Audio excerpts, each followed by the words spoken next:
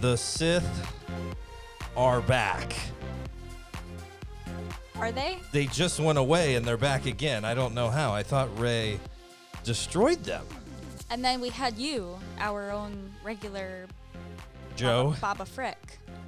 Oh, Baba Frick. Oh, I actually don't even remember how he sounded, but Babu Frick. Oh yeah, I'm like pretending I'm Russian or something.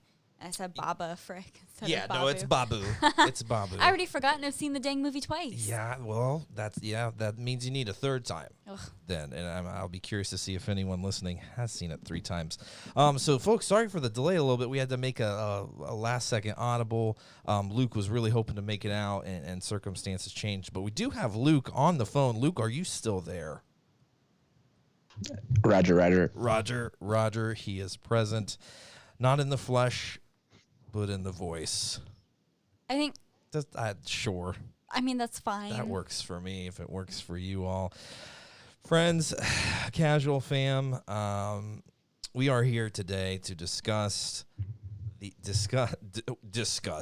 we're discussing the final installment of the Skywalker saga.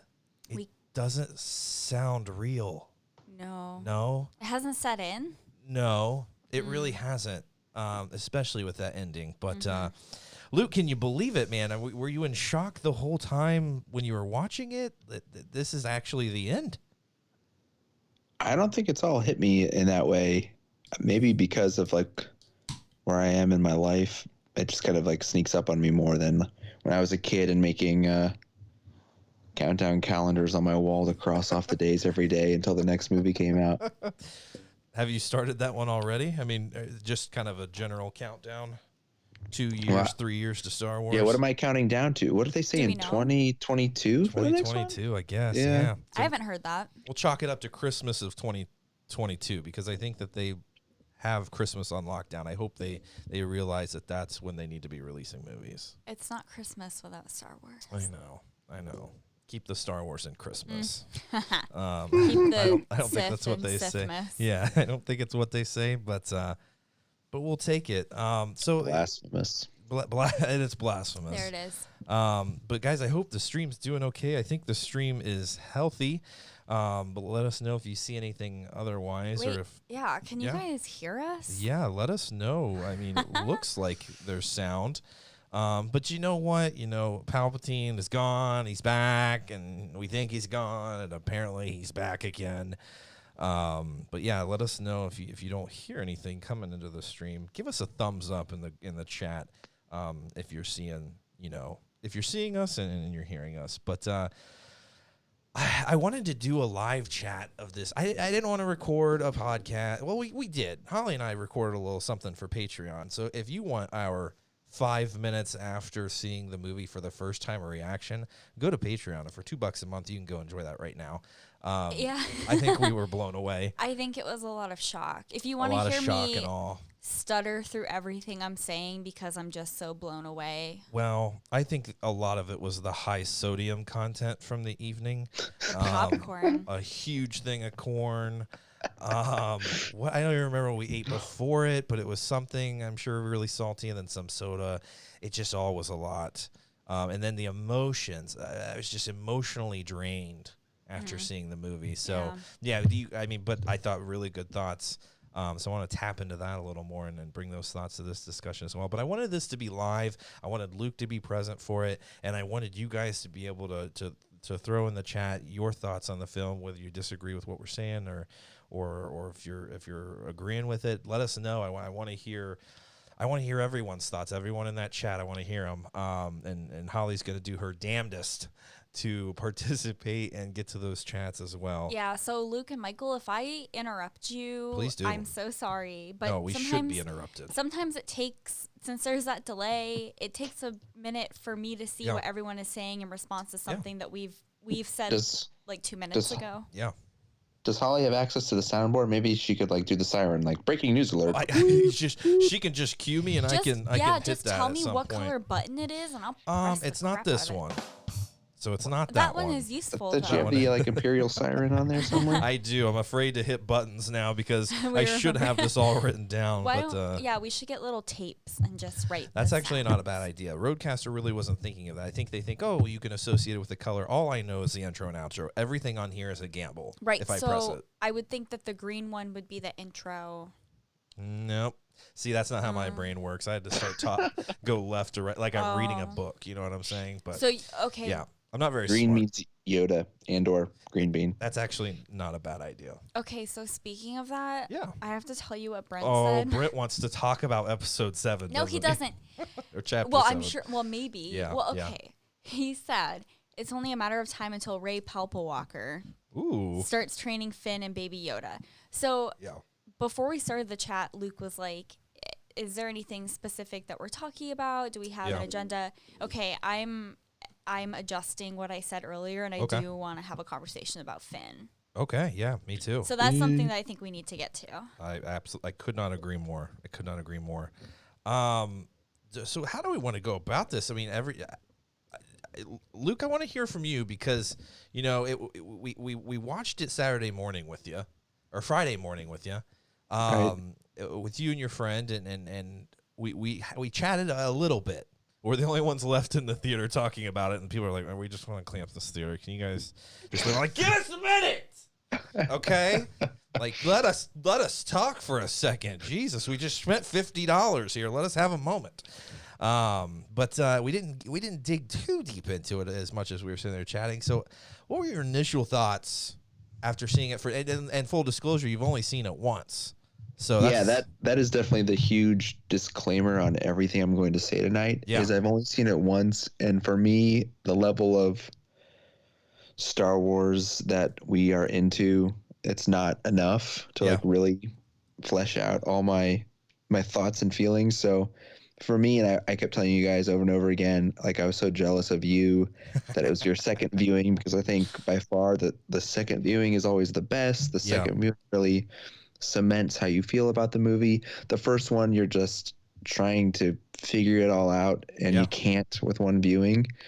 So sitting there in the theater, we sat through the credits and we were talking, and it was just so much to work through, and I'm still working through those things. My wife, I don't think she's seen any of the new movies all the way through except for Rogue One, which I got her to. In the theater, but she's seen bits and parts here, and so she's like, asked me, how was everything? And all I said to her was, it's complicated. And like that's like, to somebody who's not deep in it, that's like the most I can say. And I almost am. I've had a couple other people. We went to a Christmas party of my in-laws' fiance's family earlier today, and there were almost people started to try to start a conversation about it with me, and I'm like, I can't even talk to you about it. Like how was it? I was like, I can't. I've seen it once, but I know that's really dumb to say before we're about to talk about it for an hour and a half or whatever. No. But I know with this audience, I can talk about it in a way that you all will understand, but other people won't. So like that's my too long disclaimer on this whole process. No, I mean I felt the same way after The Last Jedi when I came out. So I did a live video, and I was like, I'm conflicted, and I needed to see it 2 or 3 more times to really appreciate it. And this one, I came out with a little more appreciation than that. And I don't know if that tells me something, or if in time maybe it'll change or whatever. But Holly, you saw it twice with me. I did. And there was a moment in particular I know you did enjoy, and I hope it didn't, deter you too much from the film. Know. But seeing it, one time and then 2 times, initial thoughts. Okay. From the opening credits until like 2 hours and 15 minutes. Come on. I was blown away. I loved everything that was happening. Yeah. I even was, and you guys have known since like 2017, I've been like, no Bendemption. Come on, no I Bendemption. Don't want it. I don't want it. 2 years later, we got Bendemption, and I was okay with the way that it was done. I was like, this is fine. And then everyone knows the moment that I think I might have swore out loud in the movie theater. And the guy next to me. Physical hands were flowing. My hands went up in the air. Oh, wow. What the? I was like, oh, God, calm her down. The guy on the other side of me started laughing, him and his wife. I was just like, are you, like, why? Because I think they thought you were a Raylo fan. You know? Oh, I don't think. Well, after that, I'm sure they knew that I wasn't. But everything else up until that moment, I think, was really great. Yeah. I've been thinking about this a lot in the past 60 hours, how Holly processed that moment. Boy, it was... Even the second time, I'm sure you probably saw it, Luke, because I was sitting in between you guys, but just again, inaudible. It just like... It just didn't I didn't catch fit. it. Yeah. It didn't fit with everything else that was going on. It just felt really forced. And I think that... You never want that to be forced. Okay. One bit of slight, like, talking Holly off the ledge that I've thought of as I've figured this would kind of be her reaction. Yeah. I think about the way Vader thinks of Anakin, or the way Obi-Wan thinks of Anakin and Vader too. Yeah. From a certain point of view, Vader betrayed and murdered your father. Mm-hmm. That person is gone. Yeah. And in a lot of the new canon books and comics, Vader thinks of Anakin as a separate being. That he kind of laughs at the foolish Jedi, and that's what the foolish Jedi did. Yeah. So sort of when he makes the switch from Kylo to Ben, it's like, I understand the way you feel about Kylo and Rey, but how do you feel about Ben and Rey if you think of them as two sort of separate entities? I think that I just don't think that Rey knows Ben. I think that she thinks that she knows Ben. So I think that if there was more of a relationship between her and Ben, I could have been on board with that. But since there was more of a relationship between her and Kylo, I feel like she just has this image of who she thinks that Ben is because she knew Leia and she knew Han. Yeah. And so I think that she misses both of those characters since they were parent figures to her. And so she projected that onto Ben when he changed. But I think I would have been more okay if it had been like a hug as like a relief, like, oh my God, I'm still alive. Preach. Everything that just happened was so emotionally overwhelming, and it was just like a heat of the moment thing. Yeah. But Luke said it best in the beginning. It's complicated. Okay, it's every aspect here is complicated, and this is going to be such a good conversation. I'm so pumped for this because I like what both of you guys are saying, and I knew that was going to be a big topic of discussion. Can I just share with you my initial thoughts? We talked about this on the last live podcast a few days ago. The Rise of Kylo Ren. I took it to work and I made Luke read it too before he saw the film, so he knew what he was getting into, and it changed things for me. It did. Holly, I was right there along with you for 2 years saying, I don't want Bendemption. I want him to be evil. I want this and that. And then that comic book changed things. Yeah, I agree. Right? That was such a huge thing for me. I was like, wow, if that's not what we thought, then what else isn't really what we think? Because there's always a lie. There's always some misleading aspect to a Star Wars story. And so I took to the group, I wanted to let everyone know, hey, we're going to go this entire weekend until the live stream Sunday to be no spoilers. And that can be lifted at this point if you're in there right now. But on my way home to go see the film for the first time, I left work, and for some reason, the Han Solo and Ben Solo moment from The Force Awakens was speaking to me. It was speaking to me. It was as if the Force was with me in that moment, and it was pointing to that moment. It said, this is going to matter. This is going to matter. And then, by God, if that moment in The Rise of Skywalker wasn't my favorite moment, I'm going to chalk it up to the favorite 3 moments of Star Wars of all time. I bawled. I cried. And he repeated himself. I know what I have to do, but I don't know if I have the strength to do it. It was the Force was speaking to me. It felt like it was going to be a big moment, and that was going to matter, and it sure enough did. Yeah. When Han says, hey, kid, I Chills. I threw my hands up, Holly. I just put my head between my legs and I just wept. I was like, are you kidding me? Like, what?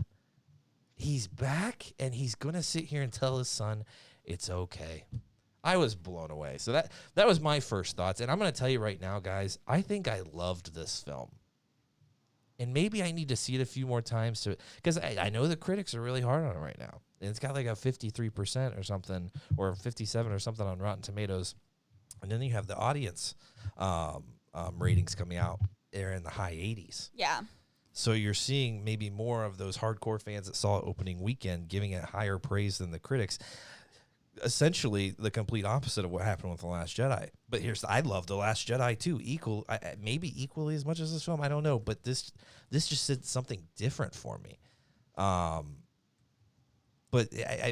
Luke, are you leaning one way or the other, or was there more that you liked than you disliked? I think that it's so hard to process it right now because of the pacing of it. Yeah, it had so much to get to.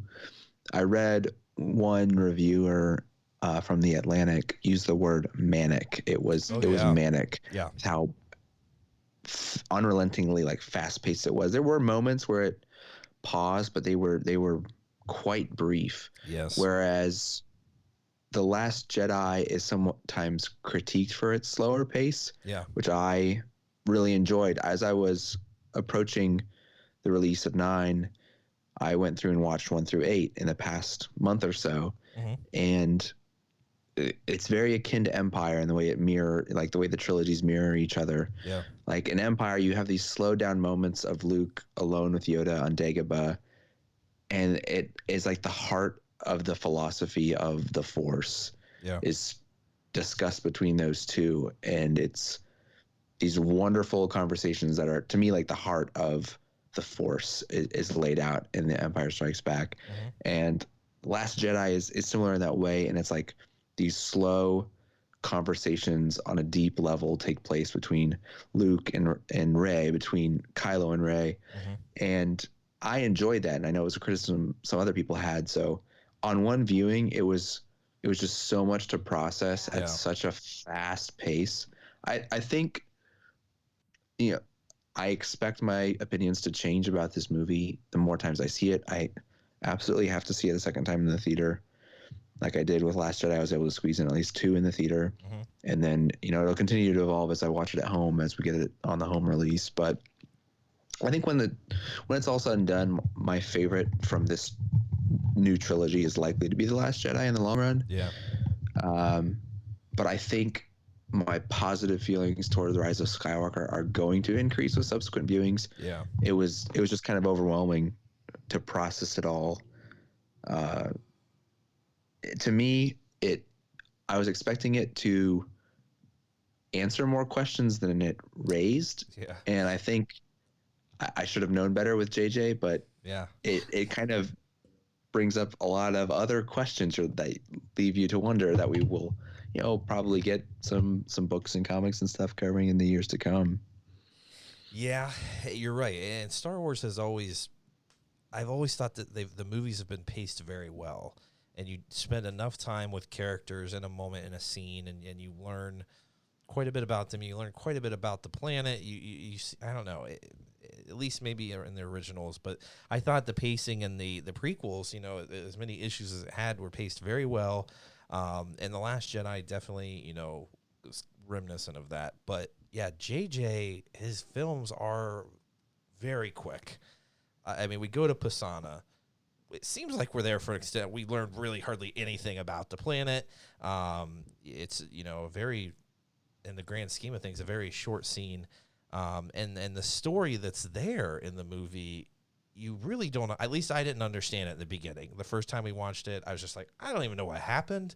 Like, this guy was taking Rey, apparently, wanted to take her from Jakku, from her parents, taking to Snoke. Like, it was kind of confusing. But after the second time, I seemed to understand it a little more. Holly, did you? Yeah, he was, what did they say, a Jedi finder, right? And he was commissioned by I don't think it was Snoke. Maybe it was Snoke, but he was supposed to take Rey back to Exegol to be with Palpatine. Yeah. when he was stopped. Yeah. But back to the pace, I don't know. I think that it kind of makes sense for how quickly things pick up in the beginning, and they keep saying over and over again, we only have 16 hours to do all these things, or all these planets are going to get decimated. So I think they kind of set you up in the beginning to understand this is going to be very fast paced. Yeah. But I wanted to get some of the comments that are going on. Come on. Sorry, I'm going to take us way back to the beginning. That's okay. Yeah. It's just been that's how so fast. It's organic, and that's the way it should be. Okay, so we were talking about the kiss. Back to that. Yeah. Let's see. Sorry, guys. There's a little scrolling going on here. That's okay. So,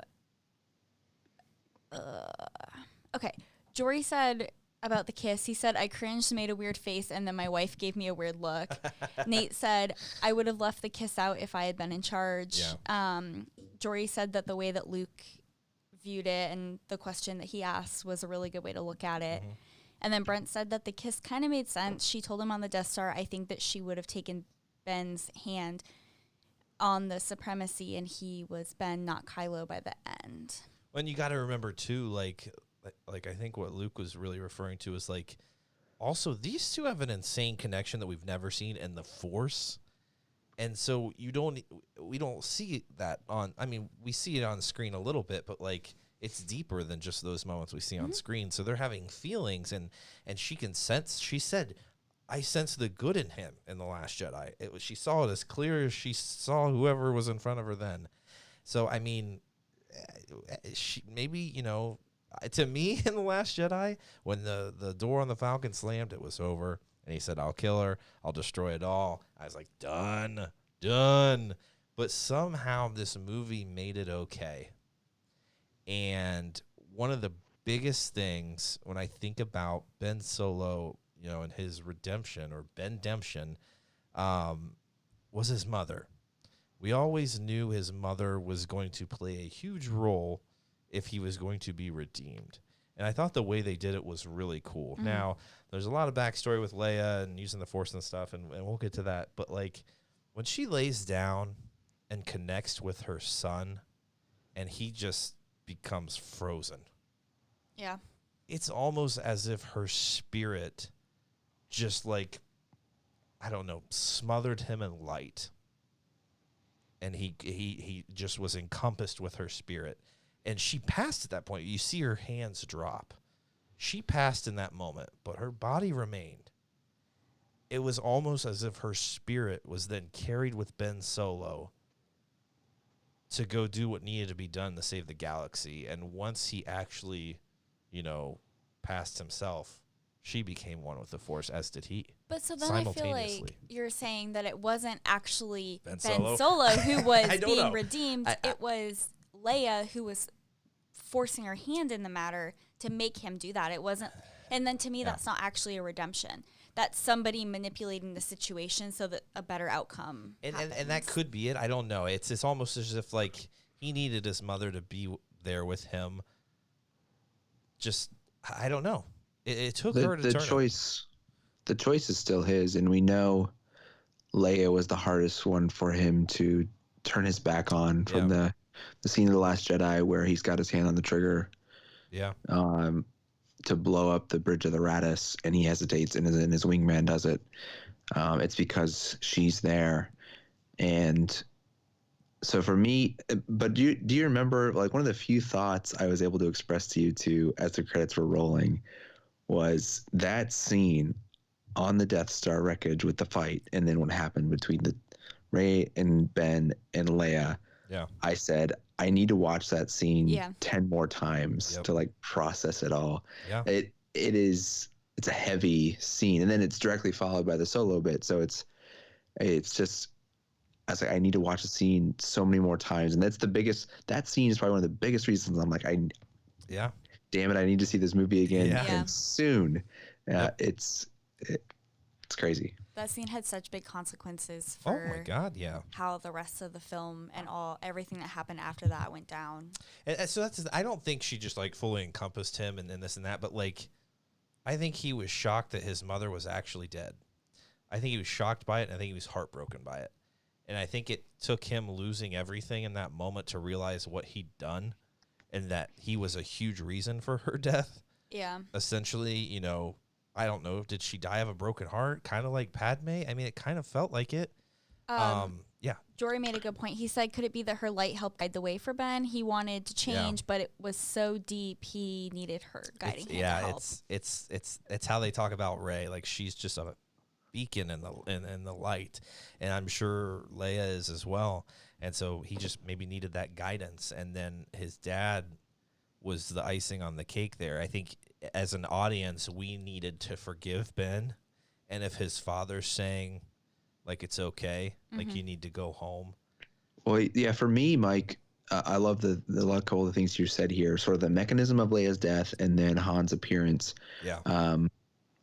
I almost took what killed Leia was she gave her life for him. Like, it was that energy in the Force that Rey used to heal him after stabbing him was Leia's energy in essence. And I don't know, again, I've only seen it once, and it's the scene I want to see it 50 more times. I don't know if the sequence of the images supports that totally, but like, that's what I took from it. And then to me, he must have already made the choice by the time that hits, because Han wasn't a Force ghost. We know Han isn't a Force user. Yeah. And in the movie, they even say, I think Han says to Kylo, "This is your memory. I'm not really here." Yeah. So to me, like, the decision had to have already been made, and then we're just kind of seeing part of the reasons that supported it in Kylo's mind to make the change. Yeah, it's that pull to the light that he talked about in The Force Awakens when he's sitting there talking to Vader. He's like, I sense it again, the pull of the light. And it's almost just like he had all these memories that he was suppressing, and the love of his father was suppressed. And then when he finally opens himself up to it and his family, those memories come flooding back, and he's just overwhelmed with the moment. And I going back to the Leia, you know, giving herself for her son, I think the only thing we have that's even comparable to that is maybe Obi-Wan and Luke. And in that moment, Obi-Wan kind of gives himself, and Luke gets away, but he's then with Luke, and he's speaking to him almost, you know. Even though it doesn't seem she becomes one with the Force yet in that moment until her son passes. But it's almost like she's like, I'm not going to leave without him. It's going to take everything in me to make contact with my son in the Force, kind of like Luke did, projecting himself on Crate. I'm going to give everything I have, and it's going to be the end of me. But I'm not going until I have my son and we can be together again. And Maz knew that. She knew that was awesome. She knew everything that was going to happen because she went back to Leia's body to get the medal, because Leia laid down with the medal in her hand before everything happened. You're right. And Maz made a comment before when Leia was walking away and everyone was watching her. And then she knew exactly what was going to happen and when it was going to happen. And she knew when to be back with Leia. She knows what she has to do to connect to her Wait son. a second. Yeah. Wait a second. Are we talking about the medal she gives Chewie at the end? Yeah. Yeah, but she was holding it when she laid down. Leia had that? Yeah, she had it in her hands when she laid down. Yeah. Wait, so is it Hans? I missed it too the first time. It looks like it's Hans, yeah. Does. Wow. Okay, that makes that part at the end so much better. I really didn't like that bit at the end. I was like, where the hell did this medal come from? Same. Like, I get the inside. Yep. I get the joke in our universe about that. Yeah. Being like, oh, he didn't get one at the medal ceremony in A New Hope, as far as we could see. Yeah. On Yavin. And so for me, I was like, this is just this weird, like, breaking of the fourth wall by handing him this medal. I know. But it's like Hans being passed to him, I guess. It seemed like it, yeah. Yeah. Okay. All right. That's so much better. No, and that's the same for me. I had the same reaction. Was she holding the medal because she was actually manipulating Han's memory to Kylo? Was that what was significant about? I don't know if I like that. I think it's just that it's something to, I don't know, to instigate the memories. I don't think it's necessarily her, like, impersonating him or something. Oh, I didn't think impersonating him, but I think, did she have some sort of influence on Han showing up?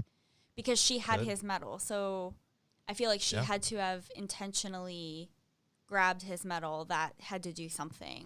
And that's something else that this movie did well, very similar to The Last Jedi. It's just like, we saw a ton of Force using in this movie. I mean, I couldn't count them how many times Kylo or Ben and Rey force pushed or like force crushed people. It was a lot. The force crushing was awesome. Rey did that. Yeah. She just like dropped somebody awesome. like into the ground. A lot of force jumping too and stuff. But I mean, we still have these moments really tapping into like this internal force, and we don't even fully understand what it is. Like I don't think any of us still understand the dyad or technically like what happened, but they're really opening up the possibility here with the force and what's possible. Yeah, could she really just be tapping into the memory of their families? And Han kind of shows. I think Kylo's just kind of he's becoming Ben Solo again, and with that comes those memories of him and his family. And I think his mother had to force her way into that moment, and it took everything to get him to realize that. That 5 minutes there was the best part of that movie. I loved everything about it.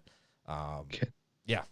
Can I ask you two a question that has really been one of the parts that I can't stop thinking about is how you reacted to the use of Carrie Fisher. I will give a lot of background here to kind of tell you where I'm coming from. Yeah. I was one of the people who, when she passed away in December of 2016, was in favor of recasting her. You know, at that point it would broke that like principal photography on The Last Jedi was done. So like Last Jedi wasn't really going to be affected by it.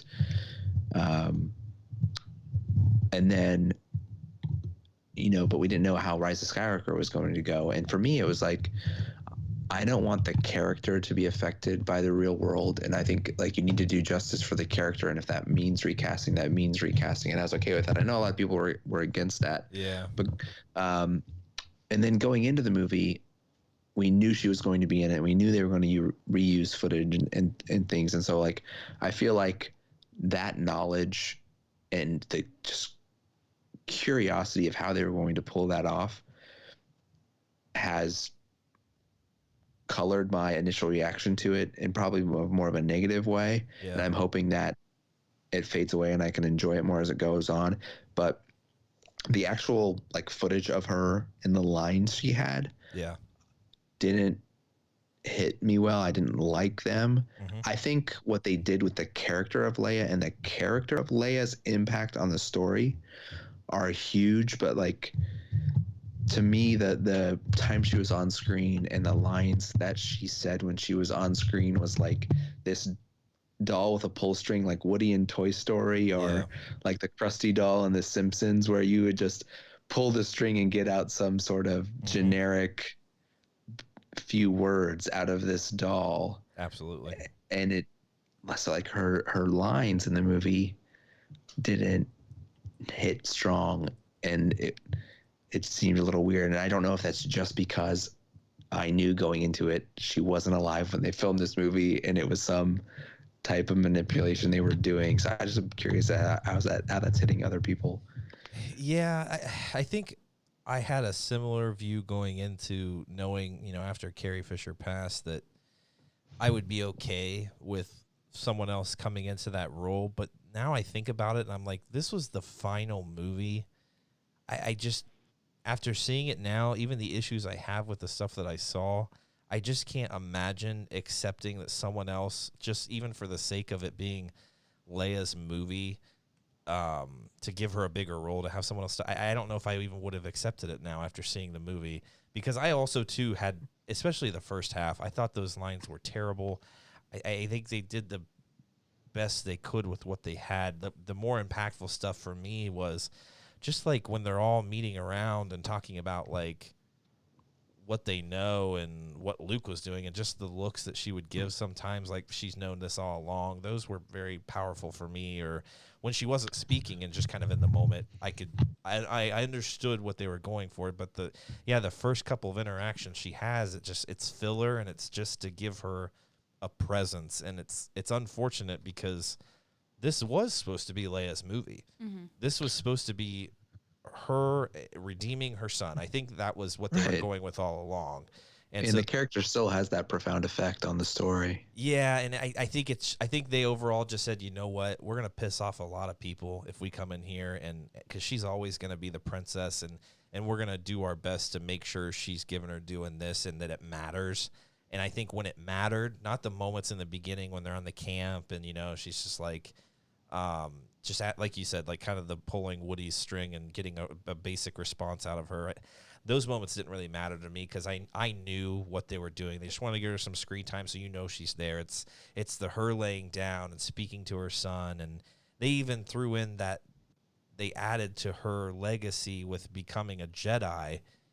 And when she's fighting Ben, they're fighting Luke. They're kind of practicing. They added more to that lore there to make her story even bigger than even how it's been in Bloodline and after. Yeah, I love that you just said the words Bloodline, because we've had those conversations on this podcast about how Claudia Gray in that book gives some background to what kind of Jedi training she has, and it was much more subtle and understated than what we see here. But I think that's brilliant that we finally see, like, no, she was legit, like, doing most of the Jedi things. And then, well, Claudia Gray talks about in her book as well in Bloodline that she just felt she could be more effective in the galaxy as Leia, the sort of politician and leader, than Leia, the Jedi. So that's why she kind of did that more than just being like a Jedi Knight. And then now you add into the fact, I mean, I think we got from the book that she kind of, didn't go down that path because of her son and her job and all that. But this went a level deeper in saying she was a Jedi Knight. She created her own lightsaber, which means she was a Jedi Knight. So she gave that up because she sensed, if I become a Jedi, I see my son dying in the future. And she gave that up for her son. So that moment there, I think a lot of that also was a tool to set up to have Rey and Kylo have two blue lightsabers in the end. But they made it work in saying, you know what? Leia trained. She became a Jedi. And she also gave that up for her son to redeem him. So I thought, as silly as some people think it is, I thought it worked really well. It actually looks like they were training on Endor, if I remember that scene. But Holly, did you have issues with Carrie's role in this movie? Would you have been okay with bringing someone else in? I think that personally, I wouldn't have been okay with bringing someone else in. And I think it's just because Princess Leia is such a strong character throughout all of these movies. I think that it would have been hard to see somebody else come in and take over that role. It may have been distracting for some people too. Even if the story was great, that could have been a distracting factor. Yeah. I also don't really have the same background knowledge that you both have on Princess Leia. I haven't read Bloodline. I haven't really read a lot of those other books. I only know what I know from the movies and what from you guys have really talked about on the podcast. So maybe that had something to do with it, but I didn't really have any issues with how they handled incorporating the prior footage and adding it into the movie. Yeah. I think they did a good job with what they had to work with. Yeah. I don't know. I don't really know a lot about that, so I don't know if I would have been able to do it any differently than they did. But I also think that I didn't really have any expectations for what her character would do in this movie so much as you did, especially Michael, when you kept talking about how she needs to be the one to redeem Ben. I wasn't really into that, so I didn't really. It makes you wonder, though, what they would have done. If Carrie Fisher were around, like, she may have shown up herself in that moment and had the moment in person with Ben. But I thought, I don't know, this just pulled on the heartstrings. What anyone in the group agree with any of that? Anyone have any issues with it? Nate's really the only one who's really said a lot about it. He said, I think they handled Carrie really well given the circumstances. Everybody else is talking about Finn, which I said, wait. Oh. But everybody really liked Chewie getting his medal. Yeah. Looking for any other Carrie comments.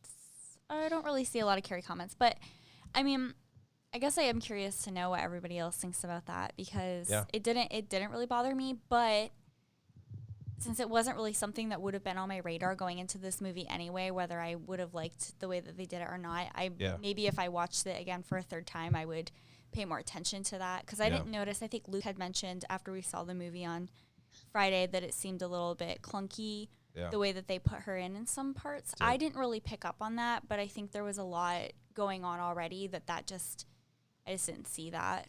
Well, and they also played it kind of brilliantly, having Maz kind of explain in the moment. You just kind of see her walking away, which could have been, I can't remember if it was Carrie or not, actually. But just explaining in the moment, she knows what she has to do for her son. Like, just, is that an expository monologuing? I don't know if that's what you consider it, but yeah, we're getting critical over here on Flying Casual with those play terms and theater terms, but casual criticisms. Casual criticisms with Flying Casual. Well, if the group really wants to talk more Finn, and we teased that earlier, we want to kind of move over to that. The comment now. Sorry, there's like, I think that there's a longer lag than we think that there is, because now people are talking about Carrie. Yeah, that's okay. Ashley said, I wasn't bothered by the Carrie issue. I actually thought it was done relatively better than other CGI people I've seen. Yeah. Jory said, I agree with everything you guys said. You could tell they reused her old lines and wrote around it, but I liked her being in it. Yeah. So I think it seems like the general consensus is that we would have preferred the way that they did it in this film to having somebody else come in and take on that role. Yeah. Yeah, I think, because I could see it working out if you have a great story. But I think it also would have been distracting for a lot of people, especially with this being the end. Now, if there were more stories to tell, I could definitely see that happening. But with this being the end, I thought they did what they needed to do. They did it well. But like Luke said in the beginning, I totally agree with that. Some of it was just kind of cringeworthy. It was just like, I get what you're doing. We need to use this footage. But some of the dialogue between her and Rey was just kind of silly. But it was cool that she was just like, yes, master. And you're like, okay. Yeah. I see what's going on. Because we were wondering who was training her. Yeah. And then when she says that, she does call, or Palpatine then towards the end of the movie, though, refers to Luke as Rey's master and not Leia. Great point. Which I thought was interesting. So she kind of, I guess, got trained by two. Well, and I also think it would be interesting if Leia continued to train with her brother. You know what I'm saying? After his passing, that would have been, if like I said, if Carrie would have still been around, seeing moments with him interacting with the Force Ghost. Because as much as I wanted to see a lot of Luke Skywalker in this, I'm kind of glad they kept it minimal, because we need to spend a lot of time with the new characters. But it makes you think, like, how much was she training with her brother? Because she's been away from this for a while. Yeah. So, well, in general, Palpatine was revealed to have underestimated Leia's impact in general by saying, you know, he was kind of putting his bets on Kylo, and then he said, "Oh, the princess sort of interfered with that line, so we'll have to go a different way." You're right. I forgot he does say that, right? Mm-hmm. Like, the princess has interrupted my plans or whatever. Yeah. Great point. I forgot about that line. Wes just jumped in and said, I wouldn't have wanted to see anyone else play her. They did a great job with what they had. Yeah, it's, I mean, it's crazy that she was in it at all. Like, it's, you know what I'm saying? Like, their plan all along was to have Leia be, I think maybe originally it was going to be Luke, but after the Last Jedi, obviously, but they're like, Leia needs to have a moment. And I agree with Wes. I think they did the best that they could. And I think we're forgiving maybe a little more because of the circumstances. It was kind of bad in the beginning, but and I fully expect my feelings towards it to fade with time, and it's all a matter of timing. Like, when I compare it to how much I really enjoy the use of Tarkin in Rogue One, and going into that, I know Peter Cushing is dead, but at the same time, I wasn't really expecting Tarkin to be a major character in that movie, and I think they kept it relatively under wraps, and so that all worked for me, and I like the use of Tarkin in that movie, and it's the recreation of a deceased person essentially. And so I think with time, as we get further removed from Carrie's passing, and as this movie isn't so new, and I've seen it not once but 10 times, you know, that my initial feelings will totally change. Absolutely. Yeah, I'm curious. Absolutely. I'm curious to know how you feel after you see it a second time, too, to kind of see if you feel differently either way about any of the scenes. Yeah, kind of knowing not to expect a ton with Leia, and you kind of make you kind of understand what's going on, and you kind of let the beginning slide with that. You know, Jory just made a good point, though. He said if you showed the movie to somebody who maybe really wasn't aware that either Carrie Fisher passed or, you know, really they weren't that involved with those things as they were happening and those events that happened, it might not be as big of a deal as it is to us who have been, you know, with her since, I mean, well, not the beginning, but you know what I'm saying. So I think that's interesting. He was saying, you know, if you show it to like our kids or something, they're not going to have the same feelings that we did. Yeah. So. And I'm sure there will be more books and stuff kind of talking more about Luke and Leia and their interactions and the training. And I'm sure there's probably going to be some comics that happen. So yeah, there's something to be learned from all of it. And I'm sure in the years to come, we'll appreciate it even more. Yeah. But I think that's a really interesting topic to bring up, though, is how these actors and these figures who play these characters that we love so much in these franchises that go on for years and years, how that affects those movies and the plots and everything going forward and how we view them. Yeah. I don't know, something interesting. And it's all, and you know, what if Carrie were still around and we got a lot more of her? I mean, then you're taking more time away from Rey, Finn. I've been saying that since the beginning. Even Ben. I'm ready for those old characters to kind of just be in the background or just something that you hear about from the new characters. Yeah, I mean, and I'm ready for the new stories that we get. I mean, I think they did a good job in this movie of setting you up to expect new content from like these other little storylines like Lando and Janna going out and figuring out, you know, where she's from, what's going to happen there. That's true. Well, everyone's talking about Finn. Let's talk about Finn. Okay, I want to talk about Finn. Let's talk about Finn. Supposedly, I think this is probably real. I haven't seen it, but everyone's saying that JJ confirmed that what Finn was going to tell Rey was that he was force sensitive, which I think that I like. Put it in the group. I want to see where this is from. Cut the circulation off on Michael's arm as soon as I realized that I thought that's what I like grabbed his arm and I was like, oh my God, you were like, stop talking. But I thought that I was like, that's exactly what he was going to say. And that hadn't even dawned on me. I thought it was just like I didn't think necessarily he was going to tell her he loved her or anything like that. Oh, no. But yeah, hey, I'm seeing these visions too. I'm seeing visions of you on the Sith throne. You think he did? I think he did. He seemed concerned. I don't know. But hey, so let's go back to where the beginning in The Force Awakens, where you see things happen that kind of lead you to believe maybe Finn is a little force sensitive, especially his fight with Kylo Ren.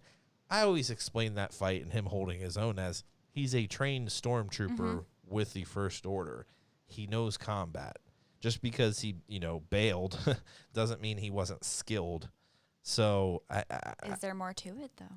Yeah, now we think that there is. Absolutely now. That's really interesting you mentioned that, Mike, because I think there's one of the books, like in the what do they call it? The Journey to the Force Awakens series or whatever. One of the kind of junior novels that has, what is it, Awakening or something? I can't remember what the title is, but it has a story from Rey, a story from Finn, and a story from Poe in it. It's a short little 115-page book that's just a fun little read. And it kind of gives the precursor to some of that stuff. And it's even shown in that one guy at Maz Kanata's castle who fights him when Finn's wielding the lightsaber and takes him on with that baton thing, that the stormtroopers were just trained in the First Order stormtroopers were trained in this hand-to-hand combat and were prepared to kind of do more of that as opposed to just blaster fire. Yeah. So I think you can take it on that level for sure. And I don't think JJ writing The Force Awakens was thinking Finn would ultimately be a force sensitive or a force user. And I think he just giggled to himself at putting images of Finn with the lightsaber in the trailer. Yeah. And the fact that Finn uses the lightsaber in the movie to chuckle and say, everyone's going to think this is the main Jedi in the movie, and it's not. Whereas he comes back around for another movie and it's like, hey, this kind of makes sense and can work, and why not? Yeah, and it's one of those things. It's I remember, I think Chris Terrio, whatever the writer's name is, I can't remember his name.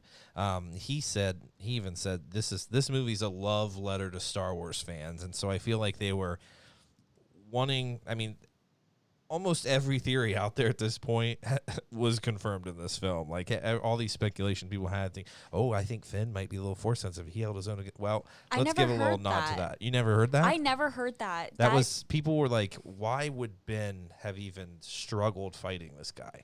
You know what I'm saying? Because he's strong with the force. He's a Skywalker. How have you never heard that? Mike said at one point or another says like, everyone is force sensitive. Is this person force sensitive? Is that person? Everyone. The force is with everyone. And I don't know if they'll ever talk about it more. I don't know if Finn will ever be in any Star Wars in the future. But they have to talk about it more because they made a whole point of it.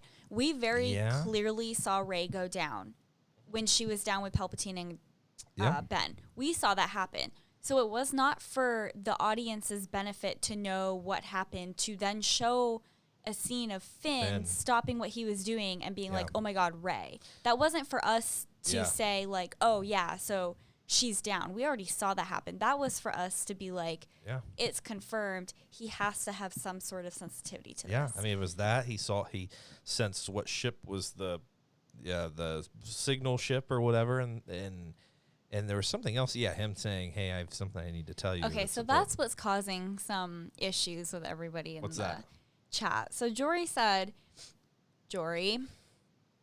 but is that something that you would want to tell somebody when you thought that you were about to die? He just doesn't think that it adds up, that it would be like, oh, I'm about to die when they're going to get executed by the stormtroopers, right? Oh, I'm sorry, terminated. No, that's true. And what if it was something like, though, that like I've seen a vision of your family, like I'm having these things that I can't explain. So that's what I thought. I was like, maybe he was going to tell her that he saw her on the throne as well and give her that as like a warning too, before she goes back to Palpatine. Hey, I've seen these visions, or I know who your parents are, or something.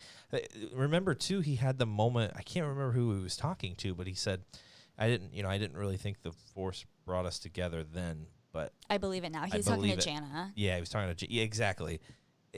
Almost everything was happening for a reason. Yeah, and there's a bigger connection there. So maybe that's him kind of admitting it. Yeah, like this is what's kind of keeping us bound together is the Force, and I'm sensitive to it, and I've seen these things, and I don't know.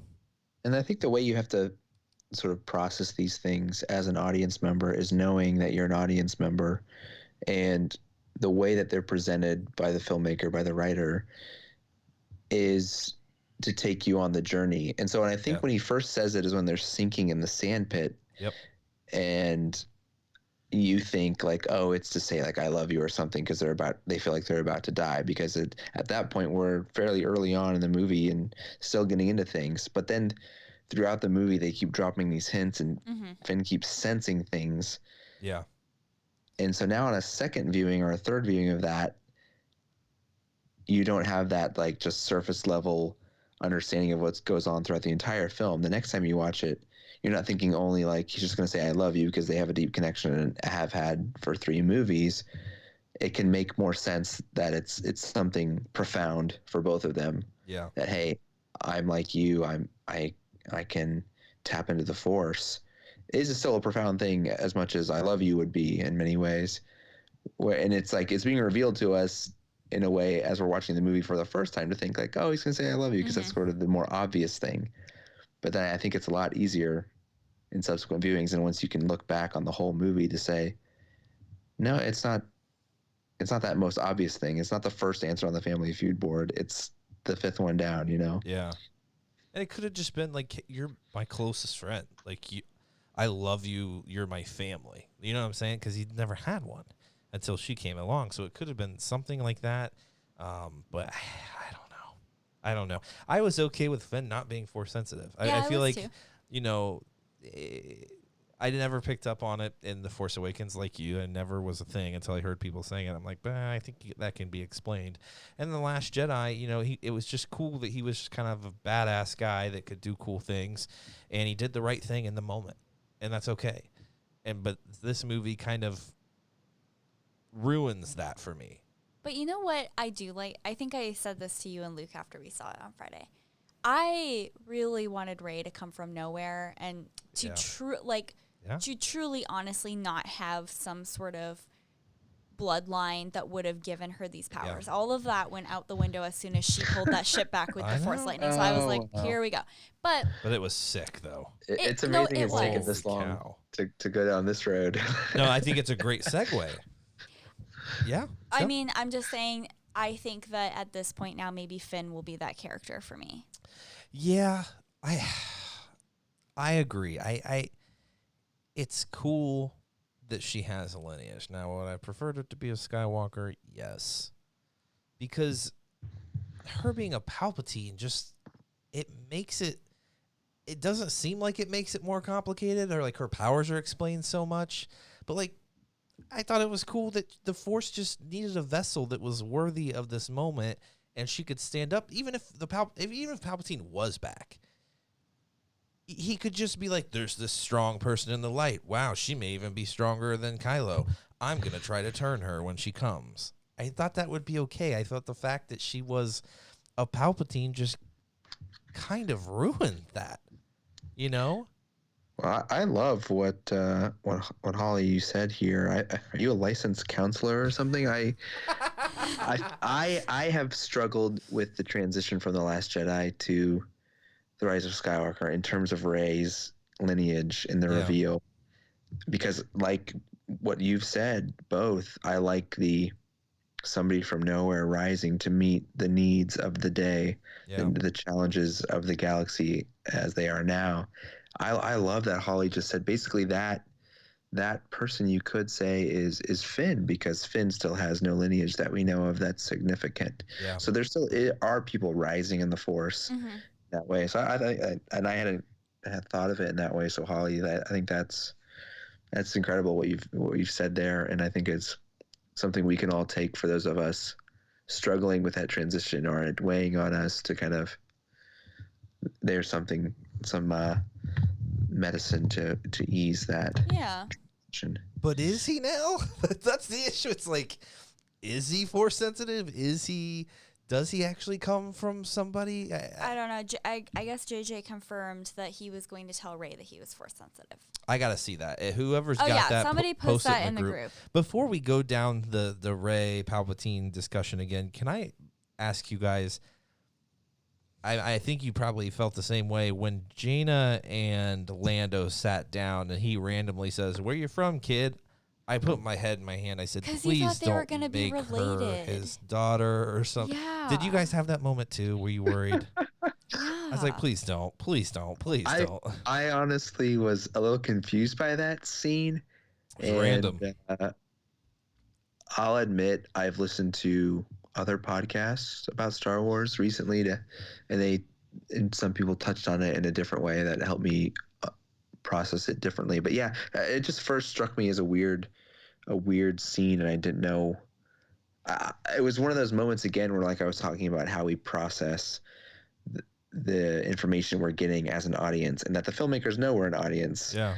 In the way that they feed stuff to us. So I think from the moment that character was revealed, it immediately went around the internet like, oh, is this Lando's daughter? Yeah. Mm-hmm. Because everyone is related to somebody, it seems, in these movies. And I think that was, again, like JJ, Terrio, whoever, playing with us all and being like, we're going to make this scene. They're going to sit down together and everyone's going to think it's going to end with, oh, shit. Oh, you're actually my daughter. Yeah. What do you know? But, oh, no, it's something else. It's just like, hey, how's it going? I wish she just would have said, I was born on Bespin. He's like, what year? And then it just cuts to the next scene. Like, that would have been funny. But I don't. Are they setting us up for an offshoot? Then it kind of feels like. I think that they are. Either it's like not you gonna guys. Be with Lando though. I don't think Billy D's gonna want to do anything with this later. But maybe. But then they made his character say, "Let's go find out." I know. I think it's just you're supposed to. There's gonna be some story. I think in books or something like that. Yeah. But so let's talk more about the Rey Palpatine thing. I mean, the point I was making, I think, is that it just complicates things so much more Like, okay, everyone's related, and this is how she's so powerful. But like, when did this happen? Is this when he was a senator? Is it when when did this happen? Are we now going to get a book that explains all this? And who was this guy? And did he just never show his Force abilities, or he kept them under wraps? So did Palpatine not know about his granddaughter? Like, well, no, he knew about her because he knew about her from a very, very young age. So they hid her to stay away from him. Because the reason why her parents were killed is because they lied about where the girl was. Yeah. So Palpatine knew from the moment Rey was born that she was in existence. Okay. And here's where, like, trying to think about the timeline of the story is a little crazy. Yeah. And Mike, when I said earlier in the show, I think one of the very first thoughts I shared was I was surprised that a lot of this movie seemed to raise more questions than it provided answers. And every question you just listed off is kind of where I was coming from with that. This whole Rey Palpatine thing, like you said, raises all these additional questions. Yeah. And you know what? Like the timeline of things, when Rey is, I guess, like around 20, like around the age of Luke and Leia in A New Hope, when we see her in The Force Awakens, and you do the math, and it's like, okay, that's 30 years after Return of the Jedi, and so she was born 10 years after the Return of the Jedi, so the Emperor's already been tossed down the, shaft of the Death Star. Yeah. But obviously his son was born before then, because it wasn't a 10-year-old kid fathering a child. So it's like, when was he born? And it's like, you have to figure he was born sometime between Revenge of the Sith and New Hope.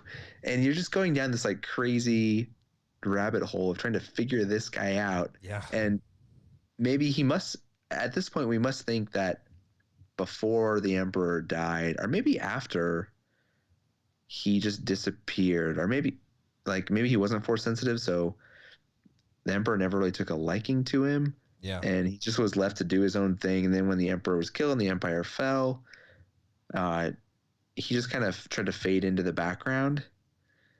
Yeah. But then obviously, like, the spirit of Palpatine, whatever state he was in 10 years after Return of the Jedi, when Rey was born, and then another, how old do you think she was when she was dropped off on Jakku? 7, 8, 6? Yeah, 7 or something like that. I think it was younger than 7, though.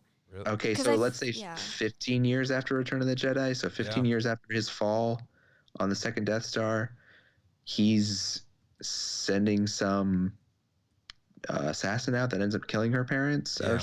Like, that all is, it's hard to wrap your head around. Can I interrupt for a second? Yeah. Because Nate just asked a question that I was getting ready to ask you guys. Did I miss in the movie twice where they confirmed that it was Palpatine's son and not Palpatine's daughter? It was her father that was Palpatine's. And he relative. Said that. He did, yes. Yeah, so we still don't know who the woman is, if she has any significance. Okay. Exactly. Yeah. It's just, I don't know. I expect, as final as the promotional stuff made this film to be for the Skywalker story, Luke, like you were saying, it seems to just raise more questions, and I feel like there's going to be now a book about Palpatine and his children, and Lando and his I as much as we were trying to say this is it, now we're moving on to new stuff, I don't feel like that's the case at all. Yeah. Now I want to see Rey with her awesome yellow lightsaber kicking ass somewhere, or training, if Finn is Force sensitive, training him. Well, make another temple. Yeah, I made a comment. I was kind of joking, but I was like, well, maybe Rey's just gonna rebuild the temple and start training everybody. Yeah.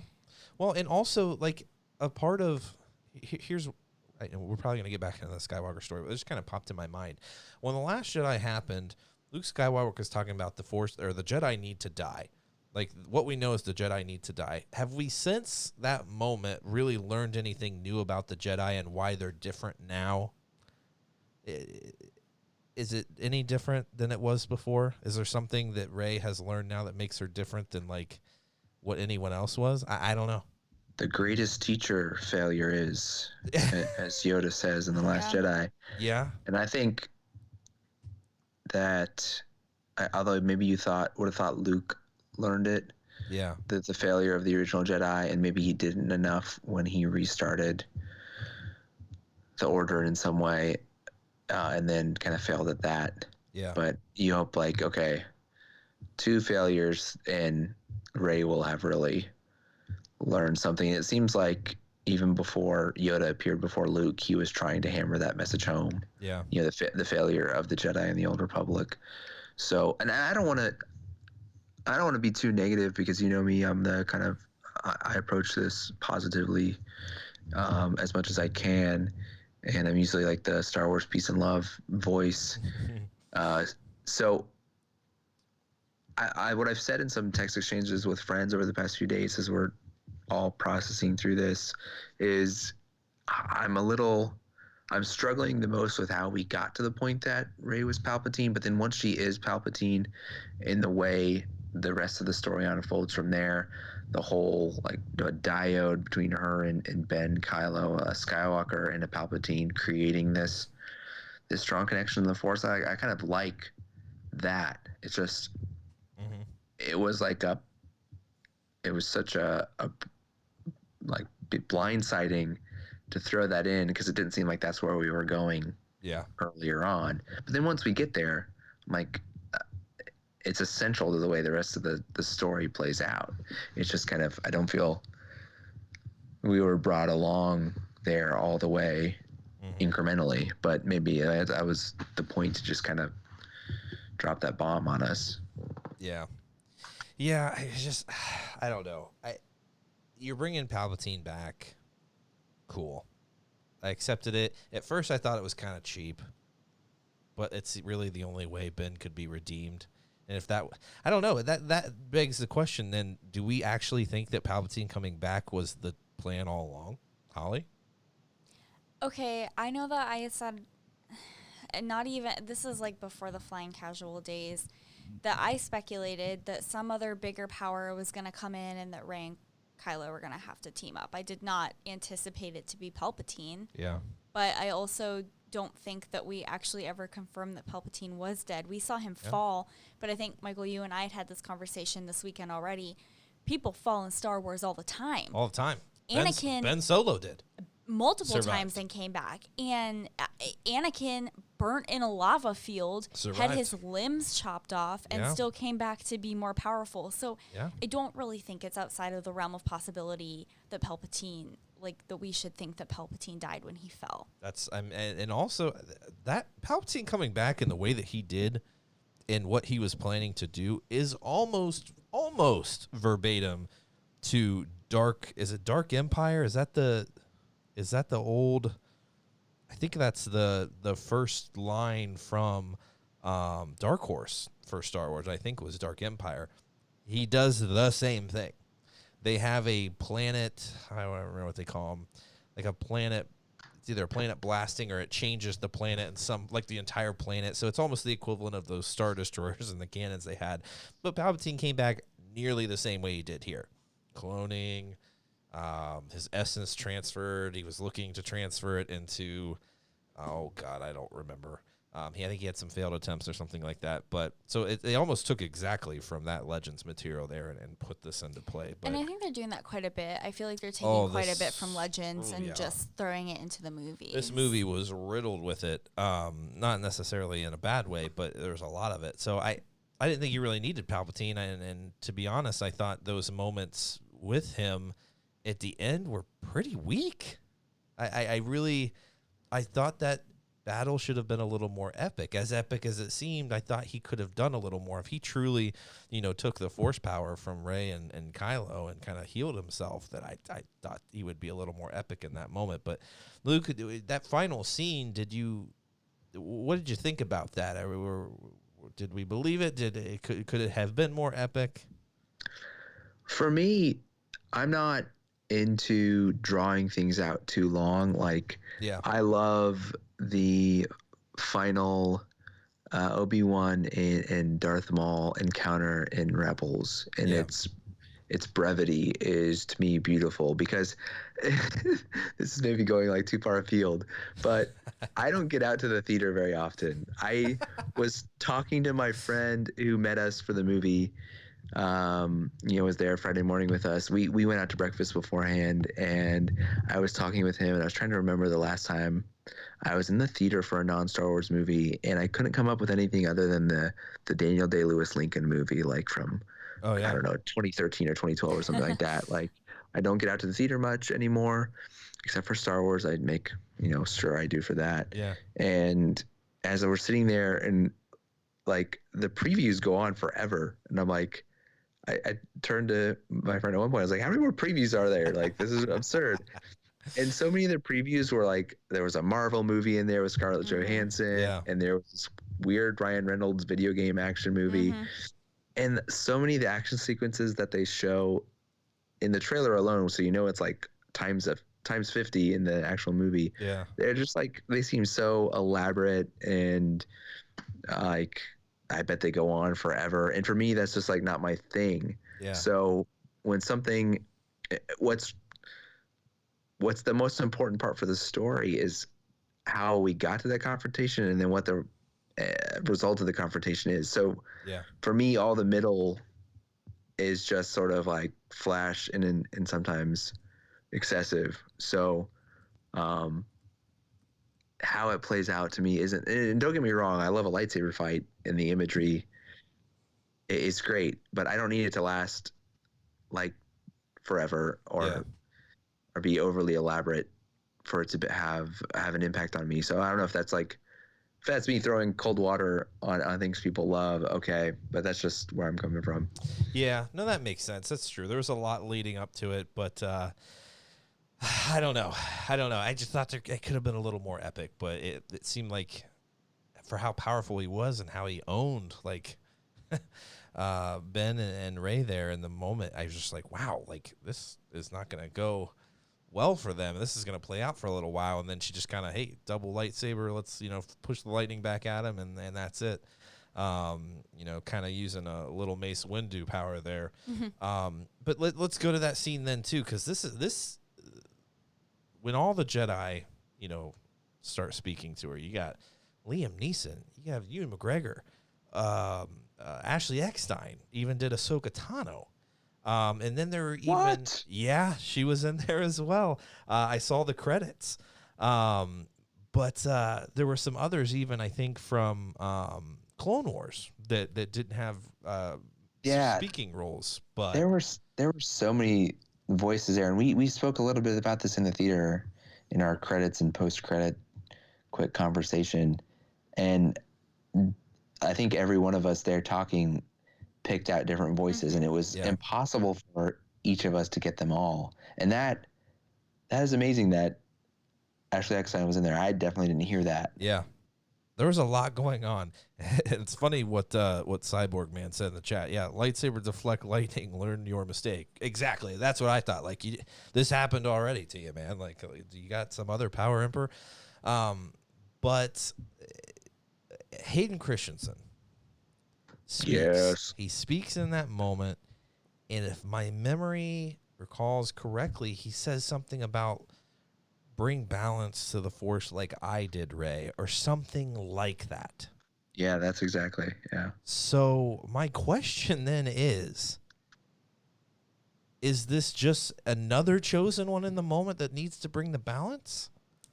Or is Rey the ultimate chosen one? But also another question, if Palpatine is destroyed, did they actually bring the balance, or did they just disrupt the balance even more? That's the thing. Like, Nate said Luminaro's in there as well. Yeah, there's another one that I forgot to mention. There's always going to be a baddie in the universe, right? There has to be. It's no different than real life. But I Terrible feel like people populate all the time. But I feel like what we learned in this film was that Palpatine was actually the baddie. He was the driving force behind the other baddies. Everybody else kind of pales in comparison to him right now, right? But they were big ultimate baddies before. The actual emperor of the Sith Empire was this enormously powerful being, probably more powerful than Palpatine. But then Palpatine comes along later once the Republic's been established, and then that's him. So who is going to be in the future? I mean, we could go back in the past and they could do older Republic stuff, and we could see the Sith Empire, and that would be awesome, and I'm down. But, like, who's... So Nate said new trilogy coming. Yeah. Thrawn comes back with an army, Jesus. and Rey and Finn have to fight him off. Did anyone With hear Ezra. Bridger? Wait, stop. I haven't gotten that far. Oh, sorry. No, Yep. it's okay. We can talk about Go it. ahead. No, go ahead. Go ahead. No, I was saying I haven't gotten that far in Rebels. Well, I think no, there's no spoilers there because you can assume that.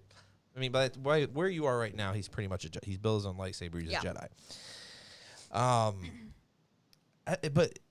But Luke, like, is there one singular chosen one? I mean, if Anakin Skywalker himself is saying, "Bring the balance," like I did.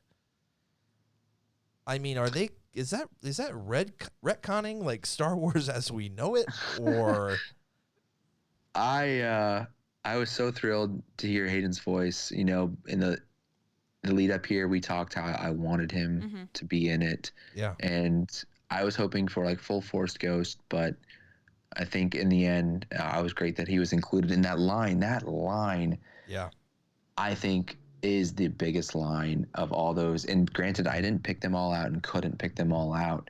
But that line of all the Force Ghost lines of that sequence to me is the biggest one. And I don't know how many times over the past few years in this new trilogy, I've texted a friend with like, help me, what does this all mean for the prophecy of the chosen one?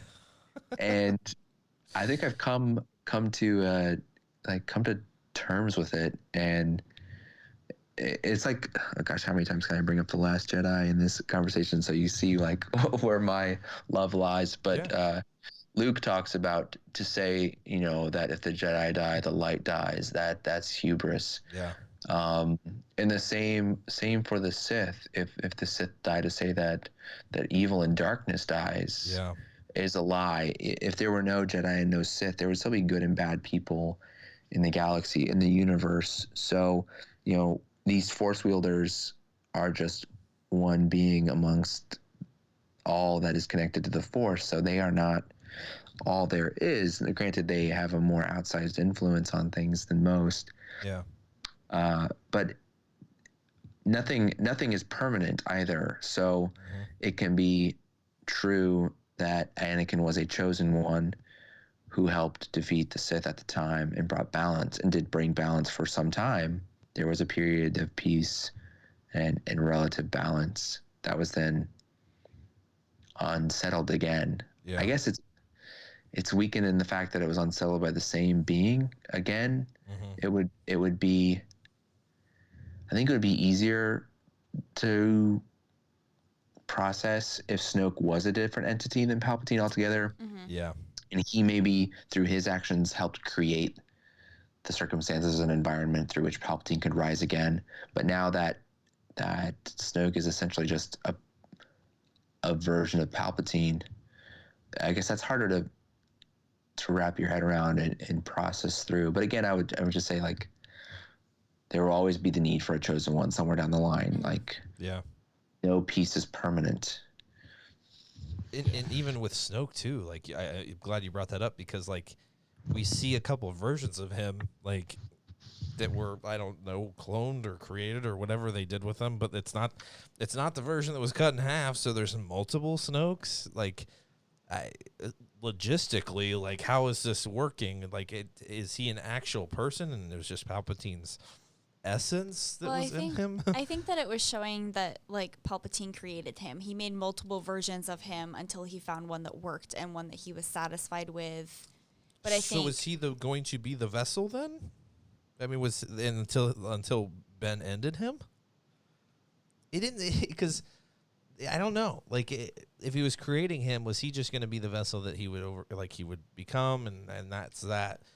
And then, like, Ben surprises him and, like, cuts him in half. He's like, damn it, now I got to start all over again. Or, like, maybe we'll try to find this Rey girl. Like, I don't know. Like, I'm so confused by that. Or was he using it, like, did he anticipate Ben would lash out at Snoke like that and strike him down, and that was just another step in his plan to make Ben be stronger and feel more confident in his ability to take these things on? Yeah. No, that's probably exactly what it is. That's what I think. He needed someone to strike down and to grow his anger. I think that's absolutely probably correct.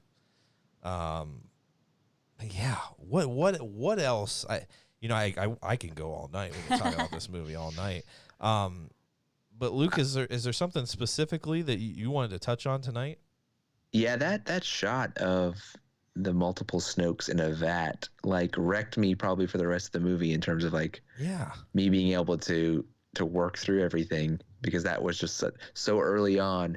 But one thing I did want to touch on, and when we talk about Palpatine coming back, it was, I think, great to me how they upped the creep factor of one of the creepiest like villains we've seen. Like the Emperor in Return of the Jedi is a super creepy weirdo, and like they just took it to a whole new level with this opening sequence and everything about him in the sort of dungeon thing that he is in, and the state physically that he's in, and that he's got Snoke pieces in a vat. Like that was an impressive feat, how they just really upped that. You know what really got me is when God, I've seen the movie twice. I don't even remember if he was talking to Kylo or if he was talking to Rey in this moment. But the lights are flashing so quickly on his face, and every time they flash, his face is like switched. It's like facing a different direction. It did. I thought that was happening too. I was like, is it just the lightning, like the direction of the lightning where it's coming from? It's like it did look like it was shifting, didn't it? Yeah. It's like, I think that it's like an old Frankenstein movie. Or something. I was gonna say, I think that Luke kind of made a joke about this one time, but it kind of almost felt like he was the Wizard of Oz, where like he's just a projection of a man or a thing, a creature. And I didn't expect him to be hanging from like a crane either, like a crane apparatus, like they just had him on, which was super creepy. But I like Jory's phrasing. I can go all night. Go all night. You're damn right, buddy. But yeah, that was just that opening sequence. I don't know if I expected us to delve into Palpatine so soon. Was that surprising to you guys? Yeah, it hit me hard. Right? Like I was like, I thought maybe a little later in the movie, but Holly, were you surprised to see Palpatine right off the bat like that? I don't think so. No. I wasn't. I guess it makes more sense that they gave that reveal to us way back at Celebration that he's in it, because like we're just coming out of the gates with this, so we got to kind of people need to be prepared, or they just won't handle the rest of the movie if we hit them with that ton of bricks in the first 2 minutes. True. And there's no like lead up to it at all. And you got to kind of know where the lines are drawn. Like, where does Kylo stand in regards to the Emperor? So the First Order and the Sith Empire, or whatever you're calling it, I'll call it a Sith Empire for lack of a better term, but where do they all stand? And they kind of defined it early on. He doesn't really trust him, but Palpatine's trying to use him to get the girl. Cool. Okay, we set it up. There's the story. Can we talk about something real quick? This is just a minor detail that I noticed, but when did they go from calling Kylo Ren Kylo to just calling him Ren? You brought that up the other day, and that's a great point. I don't know why. It really bothered me. Rey does it. Yeah. I don't know why that bothered me so much, but I was like, this is so different. She called him Kylo for, maybe she thinks she knows him better. She's been in his mind a little bit, so we can call him by his last name. I don't know. And one thing that's striking me in this is that we've talked about this movie for this long. We haven't really mentioned Poe at all, who's one of the main, other main characters. So we'll have to have like give Poe his due on a later time, maybe. But I agree it's kind of surprising. Yeah, we'll have to give him some time. I was like, who quickly became one of my new favorite characters? It was Poe. Yeah. I don't know, just something about the way that they had his character mature. So I agree. Yeah. We could do a whole thing on it. Oh my God. Yeah. But can I say, like, I thought Daisy Ridley killed it in this movie. I loved when she grabbed that freaking ship flying, and then when she blew it up, screamed, shoot. Like, I just felt like she was performing the hell out of that role. Same with Adam Driver in his moments where he was, with his mother or his father and stuff. I just thought she did a fantastic job in that film, and I'm glad that she got her due. She needed it. We needed a lot of time with those new characters, and I'm pleased with the amount of time we got with them. Even though the pacing, like I know, like Luke said, it kind of goes fast. It's the same with all JJ's films. I mean, go watch the Star Trek reboot. It's just boom, boom. Like you got it. If you go to the bathroom, well, you've missed God knows how much of the movie, because it goes quick. But I think overall, after watching the film, just kind of like in conclusion, because we're going to talk about this more. Overall, after watching it, you can definitely see there didn't seem to be a clear story, and that they needed. This is why I thought this needed to be a 2-parter to get all this information out there, explain the Palpatine Snoke relationship, show us the flashbacks of because those that didn't read that comic we read still think that Ben Solo had something to do with the temple exploding. Oh my God, read the comic. Yep. You know what I'm saying? Like, there's big moments in there. What else is there that we're assuming that he did that he didn't pull the strings? You know what I'm saying? Mike, for the past like year or more, however, that you've been joking about this being a surprise 2-parter, like as I sat through the movie and sat with it in my head, I totally feel it that they wanted to stick to the trilogy format, but yeah, why not go for episode 10? This, the decimal number that everything in life, in our understanding of mathematics, is based off of, units of 10. Like, why not just stretch it and say, no, we're going to do 4. Yeah. Episode 10 will be the conclusion. And I could have seen it working now. I could have too. There's so much to put in there. Especially, I felt like they should have taken the time to get it right. And I think, like I said, I told you guys I love this movie. But I think they should have taken some more time to get a clear idea of where they're. But I mean, after you set it up with 2 movies and it's that unclear, what's another 2 movies going to do? Probably just confuse things even more, but maybe not. I don't know. But I thought they could have slowed the pace down a little with this, but I don't know. Who knows? In 2 weeks, I'll probably go see it again, and I'll have completely different thoughts. But it did seem to feel like they did not have a very clear direction from the beginning what they were doing, and they're just going to kind of let writers do their own thing for each movie and directors to do their own thing for each movie, and then we'll see what comes of it. And I think it really it missed the mark in a lot of ways. But yeah, everyone's right? agreeing that it felt really rushed, and that an episode 10 would have probably been the way to go. Yeah, it just, I don't know. And I get what Cyborg Man's saying, like a lot of the blame can go on Rian Johnson, but it's just, I mean, JJ kind of set it up in a way that, I don't know, how do you explain that moment with Luke and Rey? Like, how do you not show what they go through? And I don't know. I think there's a lot of... What the way he ended The Force Awakens, and then how The Last Jedi started off, like, because I mean, there was no space and time, nothing else played out. Yeah, that's what Cyborg Man was saying, that it bothers him that all the blame is being placed on Rian Johnson. Gotcha. Yeah, it just it comes from the top. There had to be a little more direction, and I look back now and I'm like, oh, so did they think Palpatine, or Rey was going to be a Palpatine all along? And the only thing I can really go back to is like, oh, remember when she was stabbing at Kylo and it looked just like Ian McDiarmid in Revenge of the Sith? And I'm like, that cannot be the only thing I can point to as reference and say, they had a plan all along. I think that was just coincidence. But you shouldn't have a plan, because the whole point was that she's so different from him. She shouldn't have any similarities to him, except for when we see that Force lightning in this episode.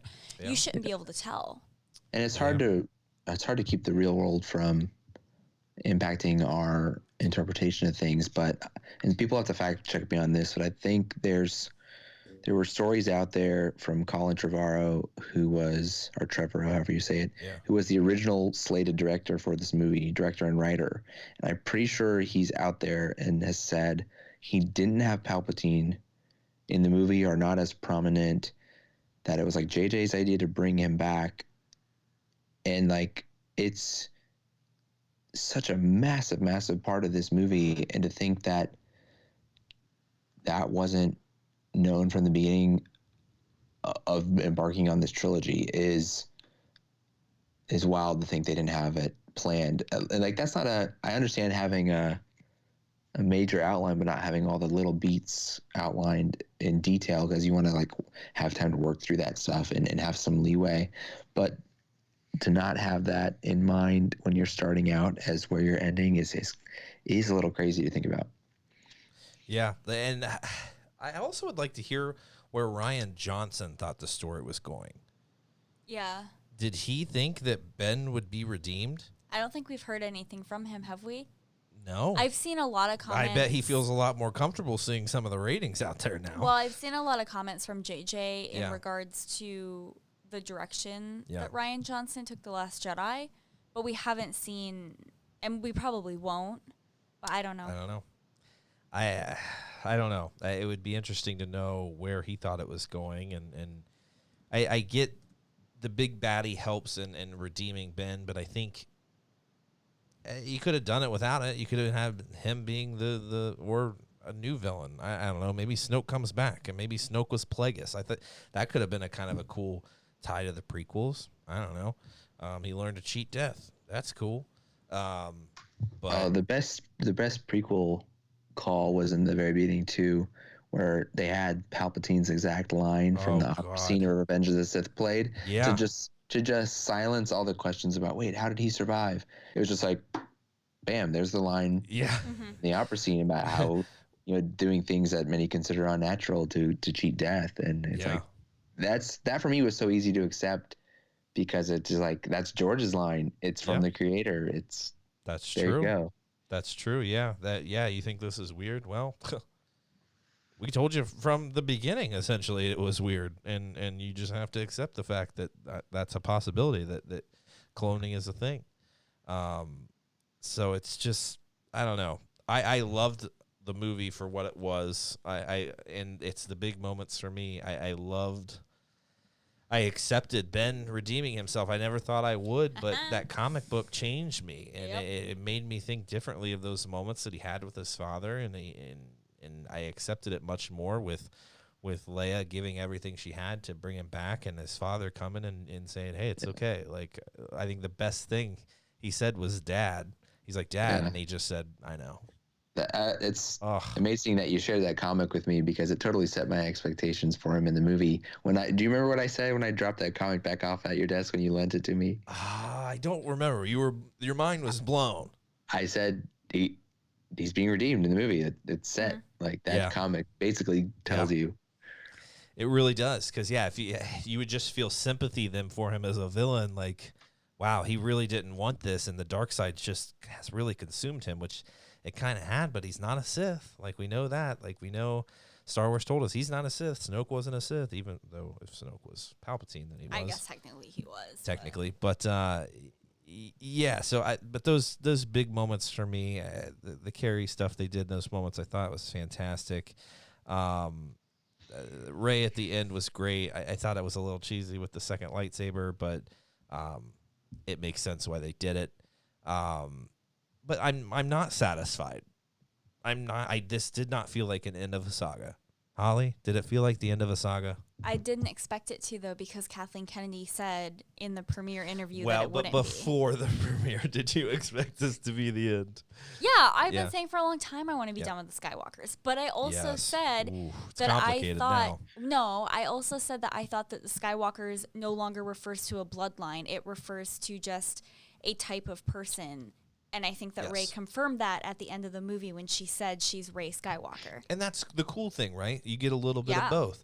Who did the rising? Well, technically, Ben and Rey. She's embracing the idea of the Skywalker, but he also rose to the occasion and helped save the galaxy, which is cool. That's just what I said in the beginning. Like, everyone, this movie had a little bit for every conspirator out there just kind of, coming up with ideas of where they thought this movie was going to be. It felt, but then again, that could be a problem too. JJ said he had no plans of wanting to please everyone, and I'm like, how can you watch this movie and think that statement is true? You absolutely had every intention of trying to please everyone. At least those hardcore fans that Star Wars seem to think they lost. Kiss. Well, that was, I agree. Could have been a hug. Probably should have been a hug. But we're going to talk about that more, though. But and Mike, to try to answer your question about that, does it feel like the ending of the saga? Yeah. I don't know that it does, but at the same time, I wonder and hope that it might be refreshing for Star Wars to start from a new vantage point, and maybe it'll be like less controversial and less divisive if the next new series of films is somewhat removed from this particular saga, because really so much of how you feel about this sequel trilogy and how you felt about the prequels when they came out was so much colored by the original trilogy, because they are directly tied to that. that it was, oh, well, this isn't the original trilogy. Mm-hmm. That kind of, to me, led to so much of the negativity and divisiveness. And maybe it's like this everywhere. Maybe there's just too much negativity and divisiveness in general, and maybe you can't escape it. But my hope would be that if we jump to kind of a different timeline in the galaxy, and we kind of remove ourselves from the legacy of the original trilogy, not in themes, like a lot of the themes still have to be there, else is it really Star Wars? Yeah. But at least from the specific characters and locations and things, maybe will help us just let the new stories and characters come to us without so much baggage. I love that idea. Like, that's what I would hope for. And I think that you're absolutely spot on when you say that you think maybe it would be refreshing to have that happen. And I 100% agree with that. Well, let's say they have a movie in 5 years and Rey is a part of that. How would that make you feel? I mean, you'd be disappointed? I don't think I would be disappointed. I don't know. I guess it depends on what happens in between with like books and comics and stuff. Yeah. Luke, if Rey shows up again in Star Wars, will you be disappointed or? No, I don't think I'd be disappointed. I'd be surprised. Yeah. Not so much from a story standpoint, but just from I think when you look at actors like Daisy Ridley and Adam Driver, I don't think we'll ever see Adam Driver in another Star Wars movie again. Definitely not. It's amazing that he honored his contract for 3, I think. I mean, he's kind of a really mercurial personality, but I think Daisy too, not as much as him, but is ready for a break and ready for her career to do other things. Like you look at like Carrie and Mark Hamill had their own careers to a certain degree, but they never broke away from their Star Wars characters as much as Harrison Ford did. Yeah. And maybe like Daisy and Adam Driver are wary of always being Rey, wary of always being Kylo and Solo. Yeah. So just more from a real world standpoint, it's hard for me to imagine Daisy back in the role anytime soon. And like if it were the case, I wouldn't be disappointed. Yeah. Yeah, it'll definitely, if it's going to happen, it's going to be much later. But yeah, Adams, he's done. Oh, he's out. Yeah. He's absolutely done. But I thought he brought a lot of great stuff to that role. I don't know. When I think of Jason Solo, from Legends, I think of Adam Driver as that character now, and it's so funny that those comparisons just seem even more so now to fit. But that comic book changed everything for me. I'm so glad we read that before going in, or it wouldn't have felt as believable, I guess, to me. But a lot of good stuff to say about this movie, and there's some issues too, and we kind of touched on some of that. But I want to give this movie more. I want to give it more time. I want Luke to see this movie again. So if he can see it, this week or something, then I'm sure he's going to have much more to say. And I actually wouldn't mind seeing it again myself. It was nice to take a little break from it, but coming, maybe this week or something, see it at a matinee. I don't know. Get that half day on Tuesday. Oh yeah, we have a half day on Christmas Eve, so maybe we'll go see. That's for Knives Out. Knives Out, yes. Oh, hey, Ryan Johnson film. Watch hey. out. Heard it's good. Me too. I'm excited to see it. Yeah, it looks good. But I think we all agree that it had a lot to offer. Maybe didn't wrap things up, the way we wanted it to, but some good stuff nonetheless. So I really liked it. That's the thing. I did too. As much as I've critiqued it and criticized it here, I told you, I walked out. I was like, I think I loved it. Mm-hmm. And I know I told the group that, ranking the films was a real possibility in this episode, but I think I need another week to think about it. I don't think I'm prepared to rank these. Holly, are you prepared to rank these films? No, I am not participating in the ranking saga right now. I want to participate in it. Yes. I am just not prepared. Another rewatch, and maybe we'll have to. No? Yeah. Maybe? Yeah. Luke, are you prepared to rank these yet? You need another viewing, I assume. Rob's already ranked them. Oh, wow. Mike, the concept pains me. It's like ranking your kids or something, It's I know, but we're going to have to do it. So we'll let Luke get another viewing, and we'll I want to rank them for Luke and see if he thinks I'm correct or not. Wow, that would be interesting. Yeah, that actually would be interesting if we ranked each other's.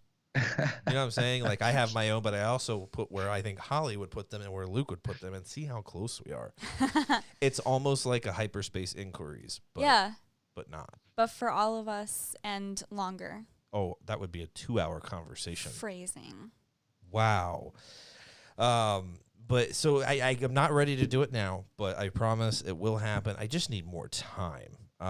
Because as we talk, as Holly and I talk, as I talk to Luke and I talk to him at work, like, I don't know.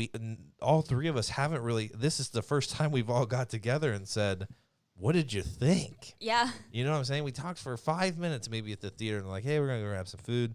But like, this is the first time we talked about it. So it's not even fresh in my mind. I can't imagine what Luke's going through right now trying to recall this stuff. He just saw it once. And then he has to deal with raising kids. And I don't know how he remembered any of the movie at that point. But so I think I need to see it again so I can give it its, You're just prolonging the post-Star Wars depression. Yeah, well, I'm going to need a pen and paper, and I'm going to need to write this out. I'm going to need to provide some reasoning for it. So that'll come in the following episode. But, I hope you guys got a little something out of this. The group now is free to talk about this movie. The ban is lifted. The ban is lifted on the spoilers, so get in there and get your theories in there. We did. I know Brent sent us an email. I believe Brent sent us an email, and I don't know if Brent was able to join tonight. But we'll get his email read on the next podcast. But I know he got his thoughts out in case he couldn't be here. But we probably will have also some more theories to digest from the. Or maybe not even theories, but just thoughts on the movie, potential theories for the future. Who knows? Speculation. Because right now, as directionless as we were in this trilogy, I have no idea what the hell we're doing next. You know what I'm saying? Like, it seemed like Benioff and Weiss, maybe we're going to do some old stuff. Nah, that's gone. Like, who knows where we are going with this? We just know that Obi-Wan's coming at some point in the future in Disney Plus. That's all we know. Really, and that Cassian's doing a thing which we have heard nothing about in a long time, and that kind of scares me. I hope they haven't abandoned that idea because I think that could be a great series. But yeah, right now, who the hell knows where we're going, which is fun because it leaves some openness for us to speculate, a little sandbox, and also some time ideas. for some of us to read the books that we haven't read the books. Holly will read 5 books in a week to get caught up. I need to finish watching Rebels, and I need to start and finish the Clone Wars. Then you will be a theorizing machine. Yeah. So yeah, all those books for the Rise of Skywalker that I didn't finish, like Resistance Reborn, got to do that still. But yeah, any final parting thoughts until we talk? We'll do a part 2 discussion of Rise of Skywalker. Anybody? I think I'm spent. It's a late night here on the Flying Casual fam. I hope you guys did enjoy the stream. It will definitely, I don't think we'll probably do another episode until next week. Probably release one Monday. But hey, you never know. If a random thought populates in my mind, I'm going to throw it up on YouTube. I'm just going to start posting little 5-minute thoughts on there because I know they're coming, phrasing. But we're going to get that stuff up there because it's just, this has been happening for the past few days. It's just been like, oh my God, this idea we need to talk about on the podcast. But it's like, why not just pick up the phone and record it and throw it up and talk about it? Just do it. We'll do it, or I'll write it down in a journal. Michael's Star Wars journal. But guys, if you want to get your thoughts, like send us an email, get in that Facebook group. I know the guys are gonna, with the ban lifted, everyone's gonna be talking about this movie and what they liked and what they disliked and where's the future of Star Wars. I want to know. I want you guys to offer some speculation on that because I have no idea. Something in 2022. Couldn't tell you what it's going to be. What do you guys want to see next? That's what I want to know. I want to know what everyone wants to see next. You know what? It's making me look forward to Celebration in Anaheim in August even more. We need some answers at that point. So, but yeah, guys, leave us a voicemail. There's Nate reminded me it's the holiday. Christmas is coming, so enjoy the time with your family. I know we will be, and all you guys. That's not going to stop the speculation and the discussing of Rise of Skywalker in the group. So keep that stuff going on there. I love interacting with you guys, even on the holidays. So keep it coming, and we'll be back, I'm assuming, in a week. 1 week. 1 week. If you haven't seen The Rise of Skywalker, you probably shouldn't have been participating in this discussion. But if you've only seen it once, go see it again. Go see it again. Luke, you hear that? All right, guys. We'll see you later. Peace.